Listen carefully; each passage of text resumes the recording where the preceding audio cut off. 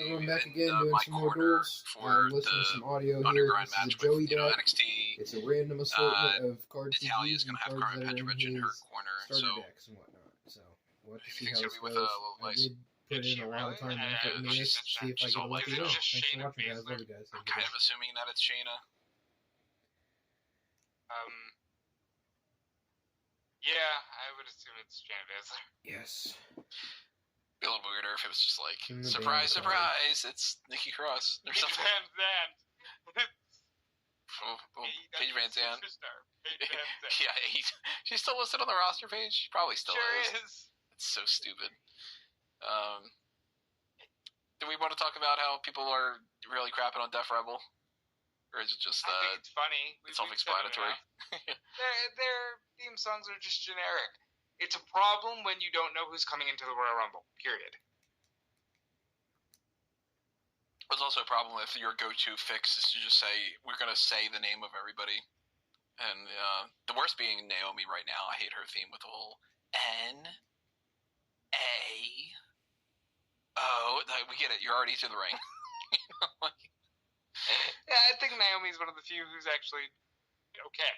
Because it's Naomi doing it. I will take that over CEO, though, in AEW. For some reason, I just keep thinking, it's been like 5 years since she's been released, but Billy Kay. Yeah. I do see that people are making fun of this a lot more, though, if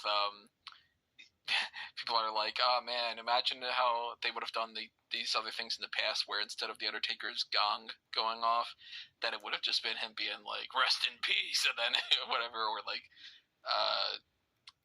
John Cena's theme would have started off with "I'm John Cena," then it goes da da da da. Well, I'm glad people are catching on, but we've been beating this drum for like 3 years since Billy Kay. Yeah. What's Jim Johnston up to? Just hire that guy back. He was great. All right, let's switch over to AEW then. So. Tangentially, we'll talk more AEW in a moment by proxy of this, but we have a new IWGP World Heavyweight Champion. Jon Moxley is... Critics are calling challengers nothing short of miraculous. It's fierce, sexy, and deliriously enjoyable. How often does this happen? Going after the same girl? Do not miss this movie. Please, skip. Challenger. Don't take me down for copyright for Titanic Rihanna music. Chevy Silverado with the Turbo Max engine and until the end of the turn. That actually could help with Goblin Tech stay on the board. The new holder of that belt, and that is going to obviously play into future AEW stuff, but obviously even more so future New Japan I can't stuff. do anything about that. What do you want to break down from that event that just happened? So, Windy City Riot, that took place on the Friday. I thought this is one of my favourite shows of the year so far that I've seen. I thought that for the vast majority, a lot of the matches on this card were excellent. I can go through most of the stuff, like Ren Narita against Minoru Suzuki was just, your fun. Minoru Suzuki murdered Grandpa match, and Ren Narita got the victory, which is important based on what happened later in the show. Stephanie Vicaire versus Azumi for the Strong Women's Championship was one of the best women's matches I've seen all year so far. Even though it only went just over 10 minutes, I thought they worked really well together. Azumi is really making a name for herself now stateside, which is great to see, because she had that. It was actually had that, and then the very next day she fought Toni Storm in that match on Collision, which got rave reviews as well. It was Toni Storm's probably best match under her new gimmick. So, but yeah, that was good to see. And then she was challenged by Alex Windsor, who's Will Ospreay's partner, to be to challenge her for be the next challenger for the Strong Women's Championships. That's it's good to see. Good to see some new stuff coming. The Mighty Don't Kneel of Shane Haste and Mikey Nichols, formerly TM61, won the Strong Openweight Tag Team titles in the Four Corners Tag match. So yeah, the Strong Tag titles are still their own separate thing. But it's nice to see TNDK with title belts, because they're always kind of the perennial runners up. So it's nice to see them actually win a title for a change. Shota Umino beat Jack Perry. Jack Perry got a huge reaction coming out to it in terms of a huge negative reaction, but that was what you would have wanted. He had the the big jacket which had scapegoat across it. Towards the end of this match, he hit CM Punk's a running knee into the corner. Shining Wizard and the clothesline, right? Yeah, the Shining Wizard clothesline, and then he mocked that he was going to do the GTS. He got Shota up, Shota got out of it. Shota then hits his version of the Death Rider to get the victory. The one thing I didn't like about this was they had like Jack Perry shake his hand on the way out. So I'd like show respect. I think he should have just like gone. We know that he's not going to be back in New Japan. He's going to be probably back in AEW as soon as Dynasty. So I don't see the reason why they had to babyface him to the audience or make him be respectful for Shota at the end of this. I think they could have just moved on. Mustafa Ali defeated Hiromu Takahashi by pinfall.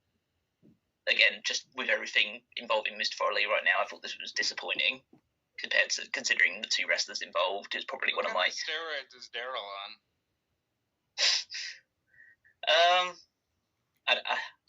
I wouldn't want to speculate. For Tony and those that don't know, Daryl's a stuffed animal cat, and for some reason this cat looks absolutely jacked. Or did on Friday night. I think that's great that he's on AJ Styles' diet. It was a fine match, like Callum says. I like Mustafa Ali in the ring. I'm just not over the moon about it.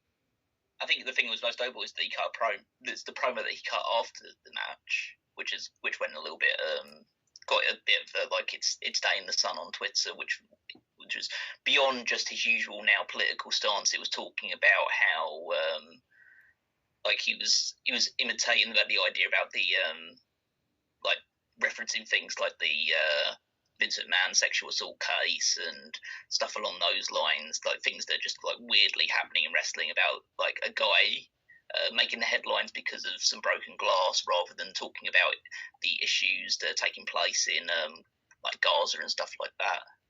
So I think he was using that as a platform to say, like, why is everyone getting so... Basically, what a lot of us end up saying is, why is everyone getting so worked about wrestling? There's a lot of bigger issues in the world right now. And that's why I will always, like, Ali as a person is easily the best person in wrestling. Yeah. Then the Right Rules match, so you had David Finlay, Kenta, Clark Connors, and Gabe Kidd, essentially just Bullet Club members, beat Eddie Kingston, Homicide, and the United Empire's Jeff Cobb and TJP to win, which again is almost certainly going to set up Gabe Kidd versus Eddie Kingston for the Strong Championship somewhere down the line. For Resurgence in a no ropes last man standing match. Wow, that's a nice stipulation. Zack Sabre Jr. beat Matt Riddle for the television championship. This was just a TV title match. It was totally fine, but then Matt Riddle was Matt Riddle, which meant that after getting pinned by Zack Sabre Jr., he then just immediately walked out of the ring and just like started slapping hands with the fans and just like no selling the defeat at all. Like he's just an unbelievable prick and should not be, and like no major company should be giving him the time of day at this point. Nick Nemeth beat Tomohiro Ishii, which in a good match. It was pretty. Yeah, I think they tried to really push the whole Nick Nemeth strong style, and he's part of this. He can do the New Japan style. I think it was a little bit too on the nose for me. It was like, oh my god, you're showing me that he's doing it, but then the match is happening and it doesn't feel the same way. And then Moxley beat Naito, really good match, and yeah, I think it's great that he's the IWGP World Champion. He was immediately said that he's going to challenge Shota Umino will be his first challenger, but before Shota Umino could come out, Moxley was attacked by Ren Narita.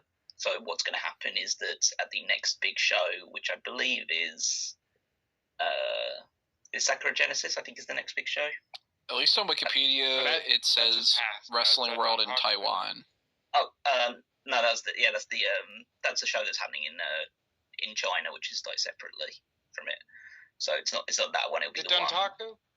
It could be Dontaku. I can't remember off the top of my head, but essentially whatever the next big New Japan show is in Japan, it'll be Moxley defending against Ren Narita, and then the winner of that match will face Shota Umino for the title at Resurgence. So Moxley already has his next two. Well, as long as he beats Narita. But in theory, he has his next 2 New Japan title defenses set up. And then presumably if he was to win both of those ones, which I would argue is probably likely, his next big defence would either be at Dominion or at Forbidden Door.